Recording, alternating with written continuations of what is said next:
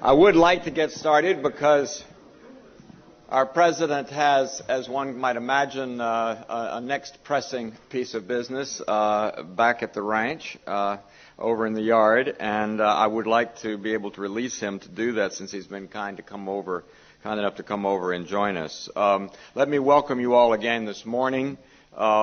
After such a stimulating evening last night, I hope you got a good night's sleep and are now ready for what I hope is going to be a good day today as well. I'd like to make just a few remarks before I introduce President Bok. In my time here as dean, I've reflected on a variety of themes and goals related to the mission and even to the administration of Harvard Divinity School. Let me just give you sort of a brief update on some of these things. Certainly one of the important things that I have tried to do since I've come in is to strengthen our faculty and curricula.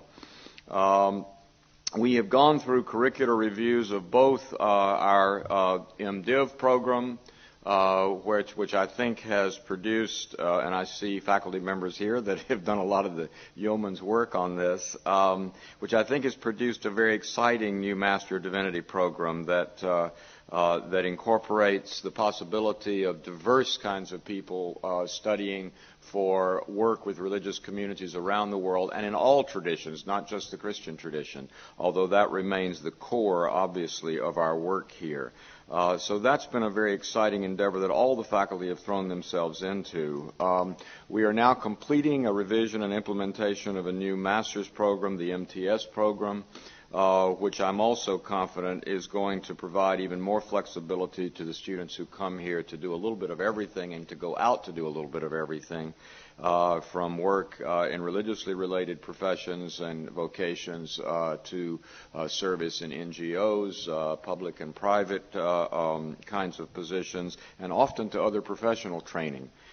So I think that also will have an impact. That's our largest program, and I feel that we've come a good way with that. Our doctoral programs march on, and I think are doing well, although we obviously are going to probably be doing some work on those in the next couple of years. In the faculty, we have brought on something like 15 or 16 new faculty members in about 5 years. We're in the process of trying to bring 5 more on. We have at least 10 further searches planned over the following couple of years, and so the faculty here has been burdened for quite a while with search after search after search, but it has yielded us some of the most exciting and wonderful new colleagues that one can imagine. We have simply drawn in some of the best in a huge variety of fields, ranging from several fields of Christian studies, our traditional strengths here, into at least 5 different fields of non-Christian world religion study. We've had a very important role played by support from philanthropists who have given us, have made possible 4 new chairs in these past few years, 3 of which are in search right now.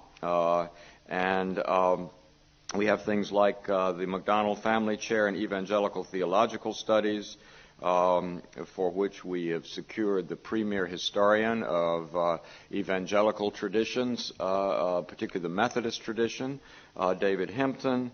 We are searching currently the Watson Chair in Science and Religion, and we've had 5 terrific candidates come in to interview for that, and I hope we'll get a report from that committee in 2 weeks.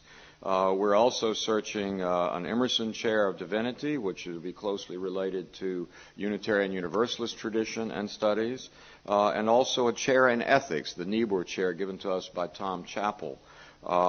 And so we have an abundance of riches here, and it's enabling us now to try to build in a lot of areas that we have been, at least in the last few years, not so strong in. So I'm really quite delighted and grateful for all of these, as I think all of our faculty is.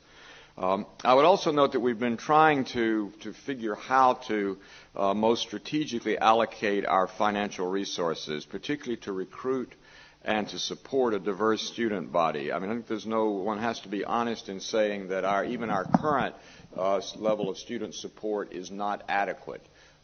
we simply are not able to cover the need of our students, and 89% of our students have financial need, mostly serious financial need.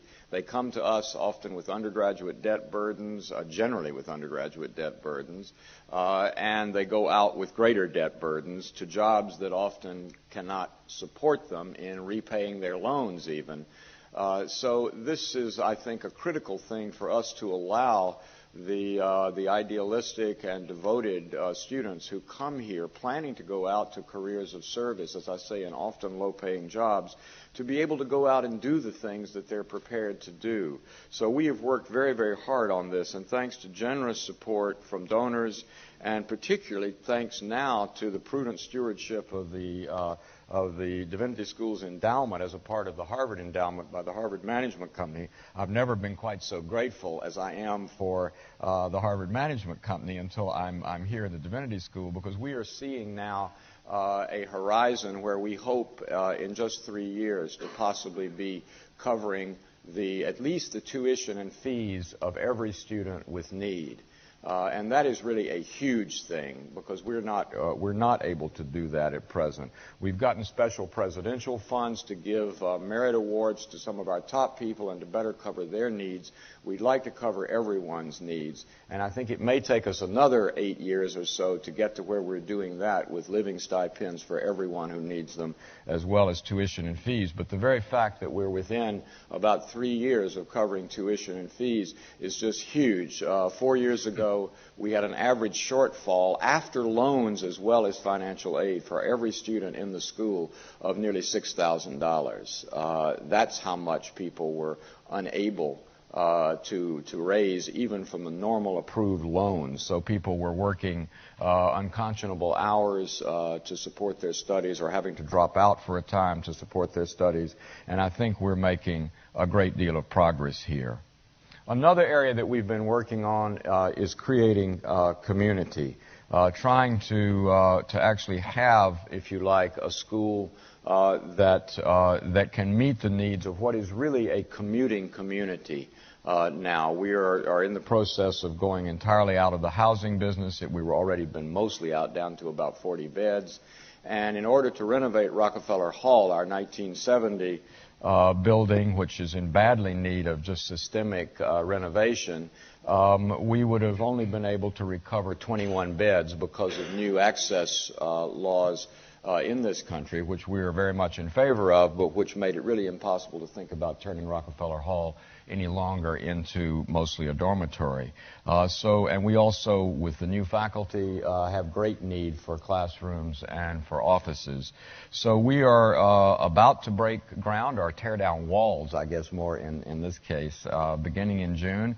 And for 15 months, we'll be renovating Rockefeller Hall. And that, I hope, is going to give us a lot more capacity, both to house our faculty and to have areas where our students at least can have some space and things like lockers to keep their things in. Very fundamental things that one wants to have to improve a community's ability to function as a community. We're also, in our longer range plan, and even beginning with the end of the Rockefeller project, looking to begin to really create a campus here for the Divinity School. Many of you who have visited here know that behind the building, the main building, Andover Hall of the Divinity School, we've had a parking lot for at least the 40-odd years I've been in Cambridge. It's been a parking lot out there. That went away when Harvard built an underground parking lot in the North Yard a little further west, and so we have no more parking there now, but we still have asphalt. We are hoping we are planning for that to disappear next summer. And we are in the course of trying to raise $5 to $6 million to completely rework our campus areas and actually become a real campus. Eventually, our plan will include expanding to really meet all of our needs. We need an auditorium-sized room. We can't meet in any room this size because we don't have a room this size. and many of our events we have to go over to various parts of the campus elsewhere in order to house our events. So things like that will be needed, as well as a new commons are needed, and we are planning for the longer run a 65,000 square foot building that would be built beyond our library in the back on the other side of what is now the parking lot. Whether I will see that done or not, I don't know, but I think it's very important that we start planning and beginning to see if we can manage to raise the money for that. We're talking, of course, large amounts of money, nearly $50 million for the building, and the prudent way in which Harvard does its business means another 20 or 25 million we will have to raise to endow the maintenance of the building in perpetuity, something that's extremely important. As anyone who has been involved with universities know, it's something that many universities are now suffering greatly from. Whereas under President Bok in the 1980s, a great deal of deferred maintenance was taken care of, and a massive set of campaigns, which I remember well in the houses and in the yard, and that has made a huge amount of difference to our ability not to be saddled with constant worries about maintaining our facilities. So that is down the road, and eventually we are going to have to renovate and overhaul. So there are physical needs that we'll be meeting, and we've all been thinking a lot about that and planning a lot about this. But this idea of a coherent, unified core campus is certainly a big one, and people such as Robert Beal, who's a member of our Dean's Council, has been particularly thoughtful and eloquent in helping us think about doing this in the years ahead. Finally, I've been working and in some ways came over from the Faculty of Arts and Sciences to be dean here in religion, in good part because for years of my career here as a teacher, working with, I often taught divinity students in my classes, and often even co-taught courses with people from the Divinity School. And in the years of working together and chairing the Committee in the Study of Religion, where divinity and arts faculty share the load of directing our undergraduate program and our doctoral programs, I have become convinced that we needed to think about the whole study of religion in the academy somewhat differently. And I think Harvard presents a unique opportunity for the theological studies that are often thought of as being separated off in divinity schools, if the divinity schools as part of universities, from the departments of religion where you do something called religious studies, that this notion is fundamentally flawed and false. As an historian of religion myself, a specialist in the Islamic tradition, I have always needed the help of my theological studies colleagues, and I've always needed to understand, even though I'm definitely not a theologian, I have needed to understand theological issues and questions and problems. And it's my feeling that theologians as well need the students of religion who are not theologians, the historians, the anthropologists, the sociologists.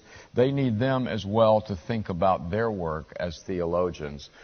So convinced about that, I have tried, and our faculty certainly is a faculty which represents what formerly were these two somewhat disparate areas in some context. Our faculty has been working, in fact, to break down the divides that have separated sometimes these areas of the study of religion. And I would like to think that the Divinity School, in conjunction with the Faculty of Arts and Sciences, not just those directly, the few people in the study of religion specifically, but those in the many departments where people study religion, whether it's English or history or anthropology or whatever it may be, government, throughout the faculty, that we will at one point be able to plan both our undergraduate curriculum as well as our doctoral curriculum as well as our Master of Divinity curriculum. We'll be able to plan all of these as a body of scholars who are engaged in the study of religion around the world and in all traditions. And I think we're moving in that direction. In conclusion, let me say that I'm working with faculty, students, and staff now in the planning process that's trying to articulate both our intellectual mission and also trying to articulate what we're going to do in terms of our physical needs and our staffing needs. We are working very hard and trying to lime out, if you like, and find ways to express what we strive to be. And what is that? I think it's at least what we strive to be, I think, is the leading intellectual resource nationally and internationally for religious and theological studies, both in the scholarly world and in the public sphere.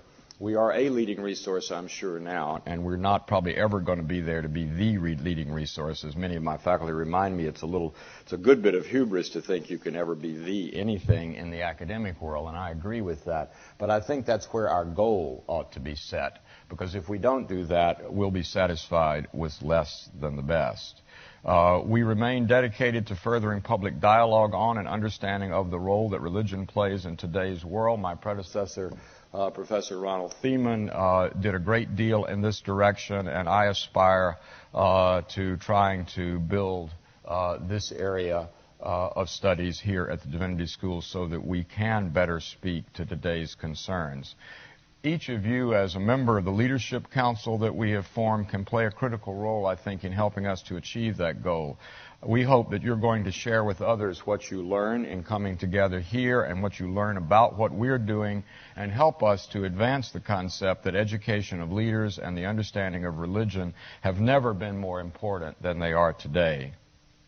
And with that, I will subside and welcome our distinguished guest to the podium, President Derek Bok, officially, I guess, Interim President Bok, but because I've served most of my career under his presidency here, which began in 1971, 2 years before I started teaching, when I was still a graduate student, and lasted until 1991, when Neil Rudenstein succeeded him, has done probably more than any person I can imagine to change Harvard University into the institution that it is today. He is also, of course, widely known and respected as perhaps the most eloquent voice in this country in matters of higher education and thinking about the role of the university in its many dimensions. I know that being able to work with him as a part of the Council of Deans here this year has been a privilege and an honor for me. It's also been a real learning experience. He has come in, and every meeting that we have, he has a new position paper for us with a set of questions and usually a set of things that's going to cause us to have to go back to work to talk about. And they range across the entire spectrum of things in the university. This is a man who has given his career to thinking about the mission and goal of higher education, not just at this institution, but at institutions everywhere. And I am really privileged and honored to be able to have him here today to welcome you and to share a few words with us and with me to answer some of your questions in a moment. Derek, it's a pleasure to have you. Thank you. Thank you. Well, thank you all very much. Thank you particularly, Bill. It's rare that someone actually, it's very rare that someone in my position is in my position. Very few things that happen for the first time at Harvard. I think I am the first person to serve twice at different intervals of time. But I was very touched that Bill managed to do what so rarely happens to one in this line of work, and that is he managed to recognize me for what I think really is my most enduring and distinguished contribution to Harvard, deferred maintenance. Most people don't do that. I mean, they hit upon some minor thing that you did and try to blow it up into importance. But Bill, as he so often does, with that laser-like intelligence, cut to the heart of what my first administration was all about. I am very pleased, however, that I made a list of things that I would like to do during the last year, 1990-91. And on that list, like so many things that were on lists that I prepared, it wasn't done, but it was on the list, and that was to try to create some green space and some clear demarcation of the Divinity School domain where the parking lot now is. And now I find without any participation myself, that this is actually going to happen. So nice thing about Harvard, it often takes a century or more, but if you hang around long enough, almost all the things that you hoped would happen eventually do. I'm really very grateful to all of you for being here and for playing the role that you do. And I don't mean that as a perfunctory statement. The Divinity School is one of several schools that Harvard has that are very small schools with very big missions that also happen to serve communities and professions that are really very modestly paid. And that puts us in a very difficult position. The old tradition at Harvard of looking to your alumni to maintain and support and invigorate the school doesn't work quite as well here as it would, say, in the business school. And we really depend so much on the interest of people who understand, even if they didn't go here, who understand the importance of what the Divinity School really is trying to do and can do and needs to do in order to make a really important contribution to society. I thought I would spend a little time on that question. I know Peter Gomes, my dear friend Peter Gomes, always with a twinkle in his eye, has pointed out to me on several occasions that whatever else history has to say, it will not record my role at Harvard as being one of Harvard's, and I use his words, not mine. He says, Derek, you were never going to be remembered as one of Harvard's churchy presidents. And that is true, but I think it means that it's all the more important that I think very hard about the role, the mission, the distinctive contribution that the Divinity School plays within Harvard as a whole. Of course, it also means that you should listen to everything that I have to say with an unusually skeptical ear, heartened by the fact that however many mistakes and misguided statements that I make, I won't be around very much longer in order to do damage to the university. But with that in mind, with that caution in mind, so that you will listen to me appropriately skeptically, I thought I'd just mention my sense of where the Divinity School fits in the university. I see four important goals that the Divinity School ought to try to achieve to make its maximum and most appropriate contribution.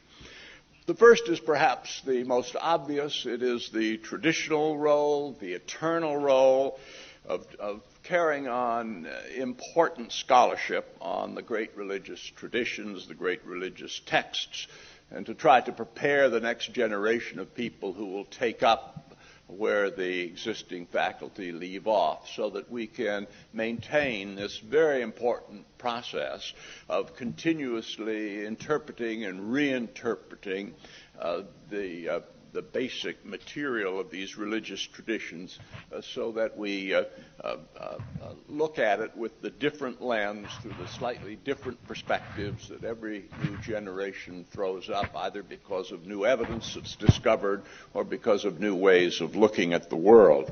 That's terribly important. It's very much rooted in what universities as a whole are all about. I think it's the most likely to be maintained of its own momentum.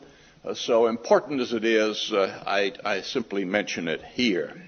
The second major goal, I think, is to be an institution, but I hope for more than that. I would like Harvard to be the institution where the most gifted students who would like a vocation in the ministry come to broaden themselves, to try to reach beyond whatever theological training they've had in seminaries and elsewhere, not just by being exposed to the breadth of learning that goes on in this school and the attention it pays to other religions of the world, but to take advantage of the entire intellectual resources of the university, its courses, its conversation, the events and lectures and other things that go on, to try to broaden and stimulate their minds, expose them to the widest possible discourse about matters that in some way are relevant to their intended calling, so that when they go forth in the world, they will have the most interesting, the most profound and thoughtful ways of communicating to a society. And I think it's very important, clearly, to organized religion, that it have people of that degree of talent, imagination, and breadth. And we can play a very important role as a magnet to bring them here and then to expose them to an extraordinarily rich intellectual experience.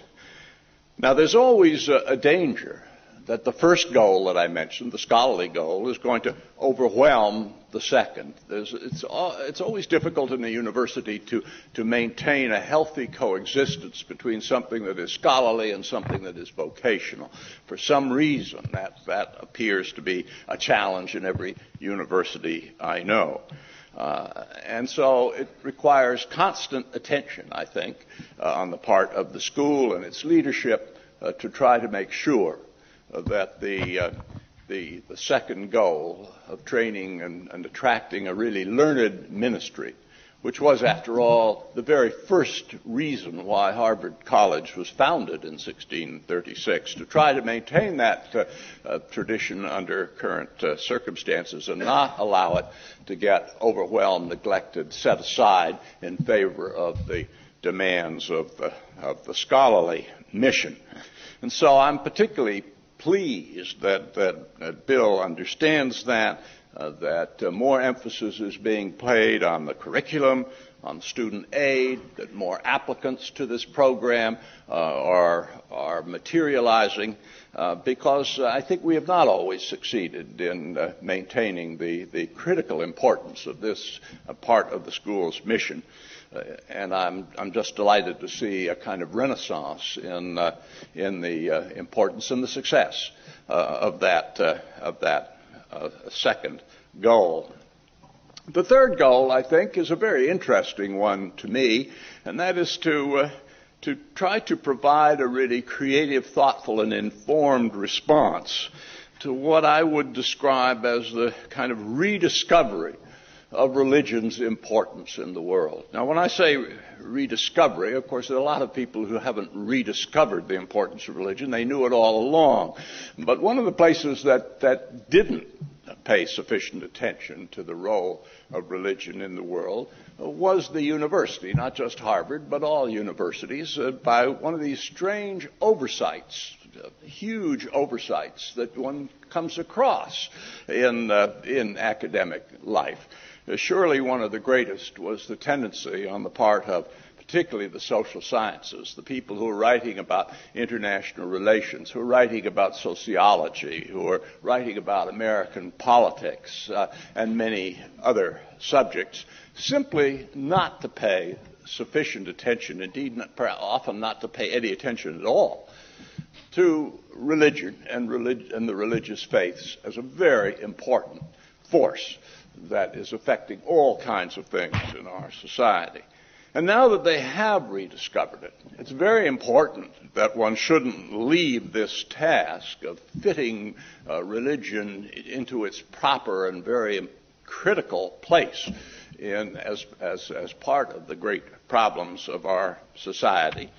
It's very important not to leave that task to the very social scientists who neglected religion for so long and presumably don't know nearly as much about it as people in this school. So, for example, when I see, as I did a few years ago, Brian Hare reaching out and working with Sam Huntington, perhaps America's best living political scientist, in a series of volumes on the role of religion in international affairs, that's exactly the kind of role and contribution that I see the Divinity School making, so that now that we have rediscovered the central importance of religion, we will treat it with the care and importance and with the accuracy and understanding that it deserves. So that is that for me?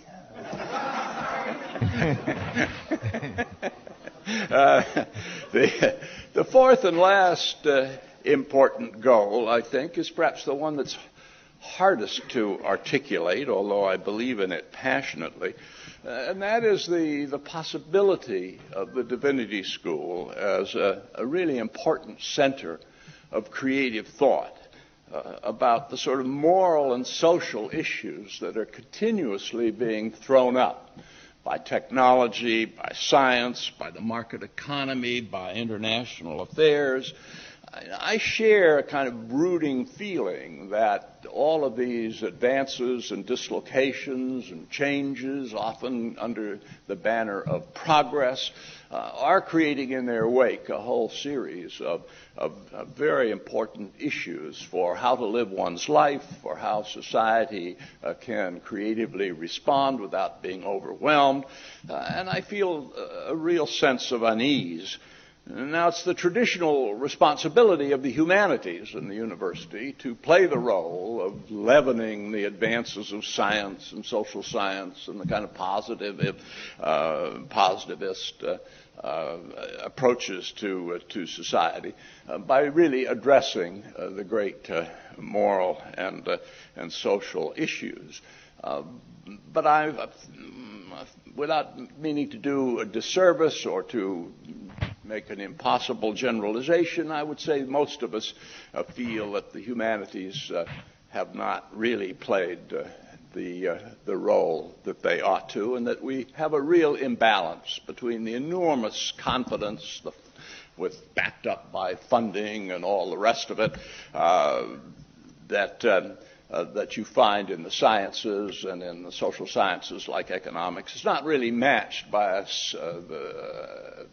a comparable confidence and commitment on the part of the more humanistic disciplines to try to respond to this progress by addressing the other issues that it creates. And I'm old enough to remember what people like Reinhold Niebuhr and Paul Tillich and others, how much they contributed to the conversation at a time when America was racked by Great Depression, and then, of course, there was a Great War, there was a really virulent racial discrimination, many other huge issues, and how important they were in trying to tell individuals, how do we respond to these problems? How does a moral person live in an immoral society? And to my mind, a Divinity School is certainly one important place where that dialogue can be carried on, because we desperately need, I think, more voices than we have addressing those issues. So, to me, if I've done nothing else, at least I hope I've communicated what a desperately important mission the Divinity School really has, and the scope of the contributions it can make. And as Bill points out, perhaps it's too much to say that we are going to achieve all of this, but it's terribly important at least to be clear about what the goals are, and then to pursue them with all the energy and imagination and the commitment that we possibly can. So coming back after 15 years, I really am very heartened by the fact that I think the goals that I've mentioned are perceived, certainly perceived by Bill, and I think by the rest of the school. We are not there yet. We'll never be entirely there in the sense that I've tried to define it. But clearly the direction is understood, progress is being made, and I think that should be very good news to all of us, because all of us have a very great stake in having the school come as close as human frailty allows to achieving the four great purposes that I've tried to outline this morning. So once again, thank you for being here. You are certainly an essential part of our journey, and I hope we can be fully worthy of your trust. Thank you. Derek? Do you have time to take a couple questions? Sure, absolutely.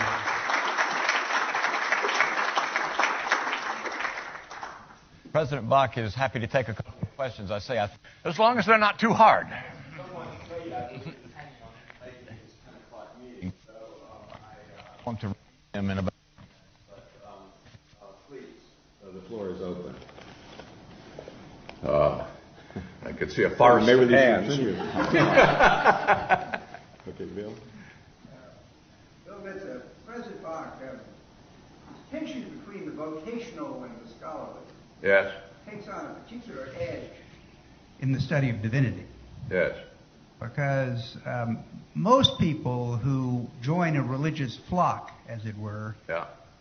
are looking for the way. They look for the way not just for spiritual nurture, but to prop up the whole framework of their lives. Yes.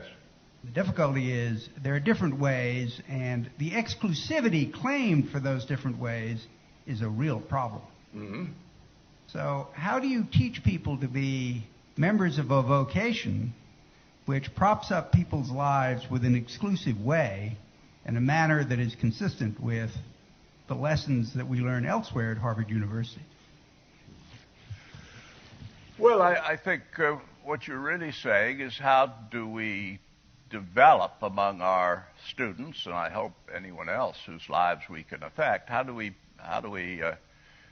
we promote a really informed tolerance of, and I would say if there's any place that could do it, the Divinity School, with its Center for World Religions, with the respect and care that it devotes to the study of all the major religious traditions and communities of faith, is certainly the place where that can occur. I think there are many other places in our lives where we take a position on hard questions, and we perhaps actually our lives are affected by the positions we take, and yet we recognize that we can't, it would be arrogant to assume infallibility and to feel that everybody else is benighted, lost their way, and so forth.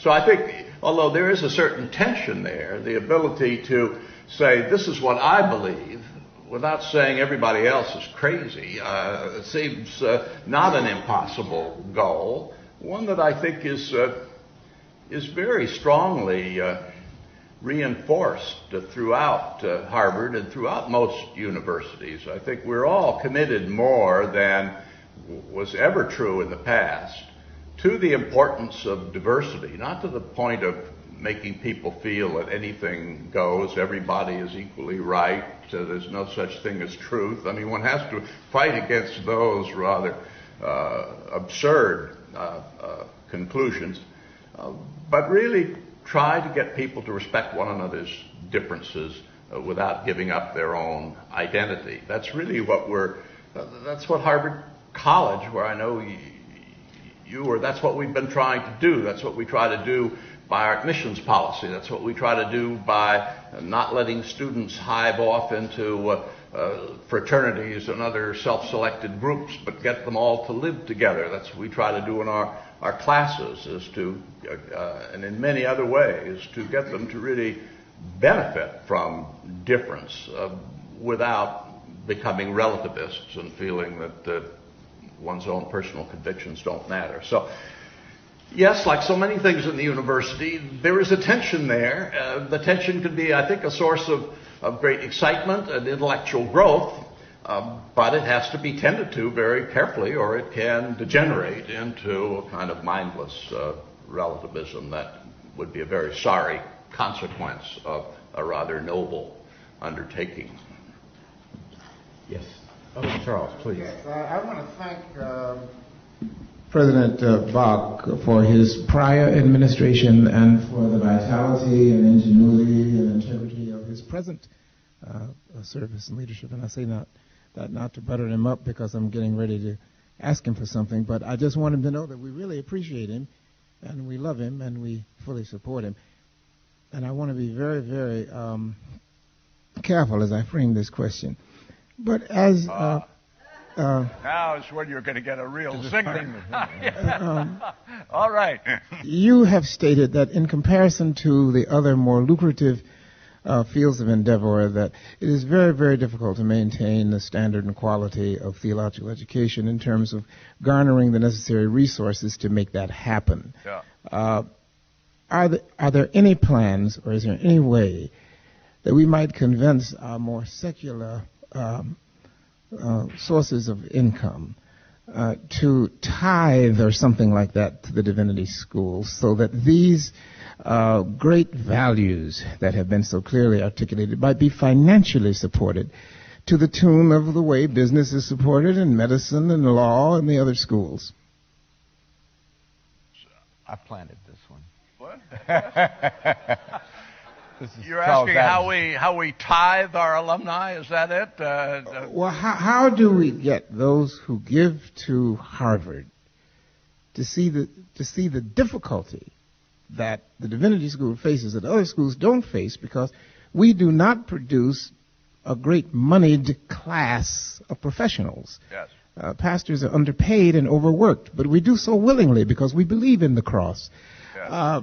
But there are other schools where that belief isn't demonstrated, in that there are great monetary rewards that can come to the school so that we do have a tremendous endowment, but how much of that endowment then can be committed to these values that are so necessary in our society? Well, I don't think I would speak in terms of committing endowment, because endowment is given by people who usually specify the purpose, and therefore our ability to redirect endowment is very limited. I think what we can do is this, and I perhaps should preface my reply by saying that the Divinity School really has to be, I think, although it has a very distinctive mission, it is, from the standpoint of your remark, in a very similar position to several other schools. One could also talk about the School of Education.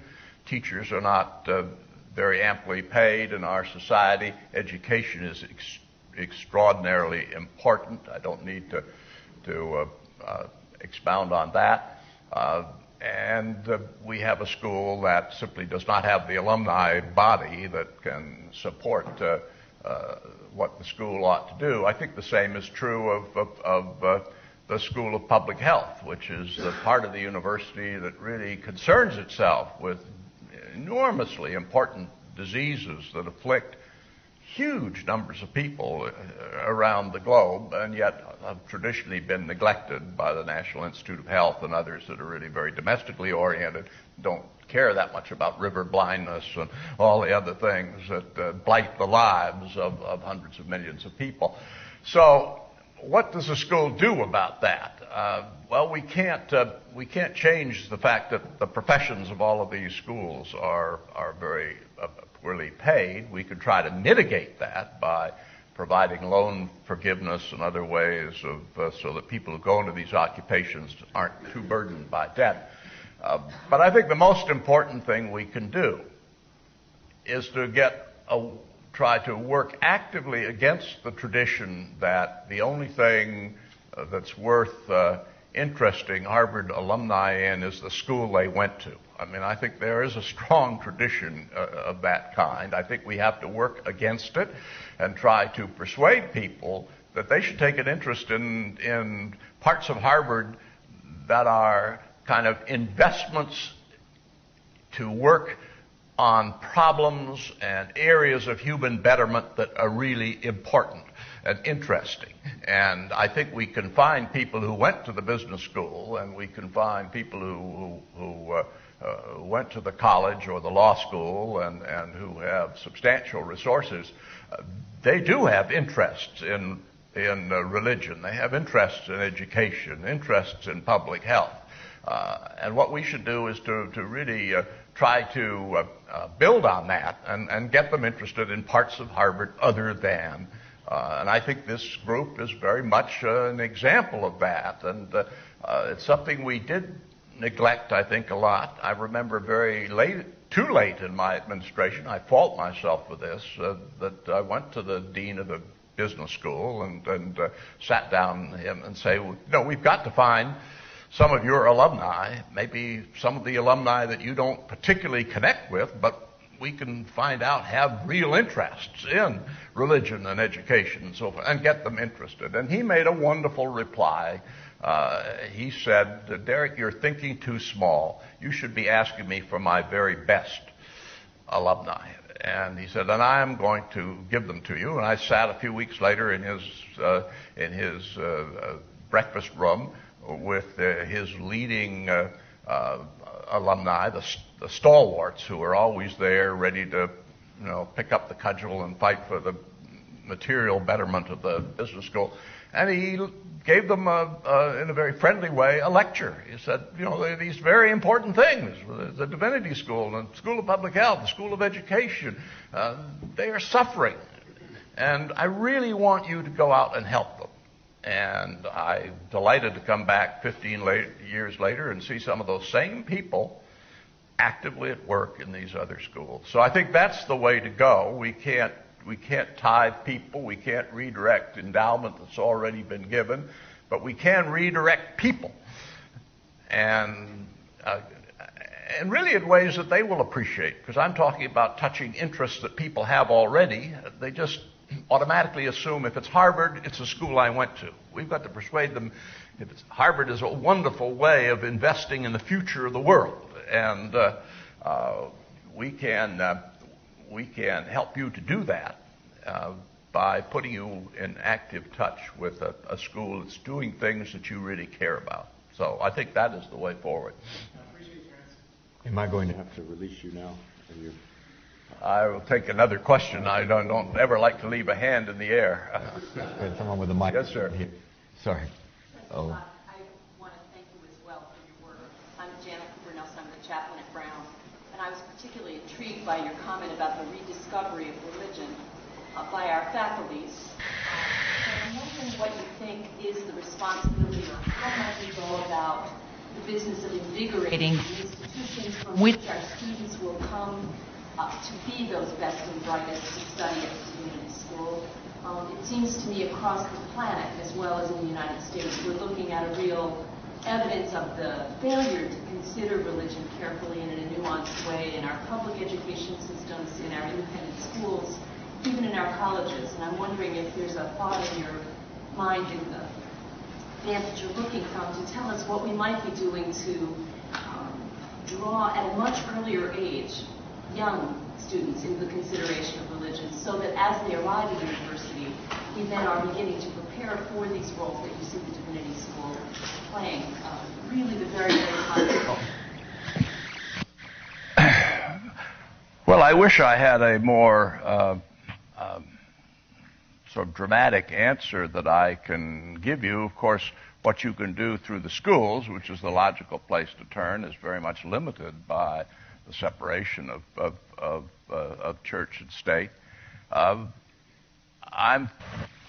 think the only thing that comes immediately to my mind is really reiteration of the goals that I set forth earlier. I mean, I think to the extent that we can help to develop and encourage more powerful voices from religion to speak to the problems that people really care about in society, which to me is in a strangely, I mean, I don't mean well, I do mean to tread on treacherous ground here, but what's the point of being old and about to retire if you're not willing to tread on treacherous ground? I mean, I find it really quite remarkable the way the public discourse in religion is so dominated by a segment of issues having to do with sexuality, when, almost as if that's the only thing that religion really speaks to, is, whether same-sex marriages are good or bad or whatever.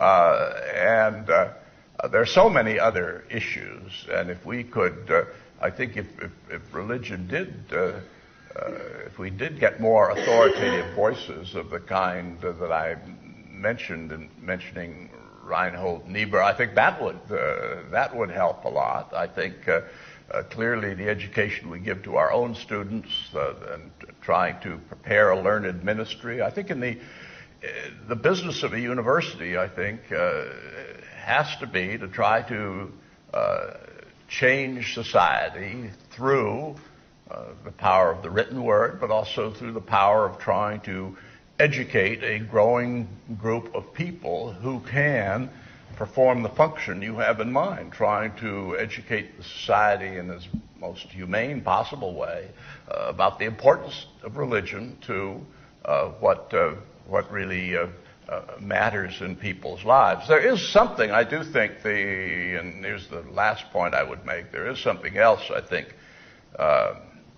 universities really neglect today, where I think, which does speak to your question, and that I think the Divinity School could make a contribution to. And that is the one thing that we don't really try to do. We sometimes think we do, and we think, oh, there's all sorts of indirect effects of the courses we give that do this, but we don't really do. We don't think about how the university can respond to what is clearly the greatest question in many of our students' minds, and that is, how should I live my life? Which was always a central question for education, but is one that we find mildly embarrassing today, partly out of an understandable humility. Who are we to tell you? We're not sure how to live our lives ourselves. And yes, that's true, but I'm not talking about laying down some kind of law about how you should behave. I'm talking about trying to create courses and discussion and readings that will provide the raw material out of which students can address this question. I know, for example, from my experience in the law school, all kinds of people come to law school, the very brightest people we have in our society. Most of them are in law school because they couldn't, they're people of great talent and uncertain ambition. They don't really know what they want to do in life, so they go to law school. That's what I did. But deep down, the big question for them is, how am I to live? I mean, to use Oliver Wendell Holmes, one of his many great phrases, how can I live greatly in the law? There's nothing in the curriculum that responds to that. We just let them fight this out for themselves. And I think that's a great pity. And I think a divinity school might be a creative place where one could experiment with how we respond to that. How did people do it 200 years ago? Now, perhaps not well, but there are a lot of ways have been tried over centuries to respond to this need, and at least in some of them there are kernels of a creative response. So surely we shouldn't just shy away from it, politely never mention it. It doesn't come up once in our curriculum discussions about renovating the college curriculum. We've discussed everything else, but people would be, as I say, sort of embarrassed to even raise such a thing because they're afraid their colleagues would laugh at them. Now, I think the Divinity School ought to be a force to try to say, wait a moment, this is a serious subject. This is not something you're laughed at. This is not something that shows that you're naive or silly or pretentious or whatever. It's a central question of education. It was so for a great many years. We've allowed it to slip away, even though its importance remains obvious. And we should experiment in ways of trying to deal with it creatively. And maybe if we did that might spread and take hold, and in a slow but nonetheless helpful way, try partially at least to meet the very important need that you have identified. And with that, I've outworn my welcome.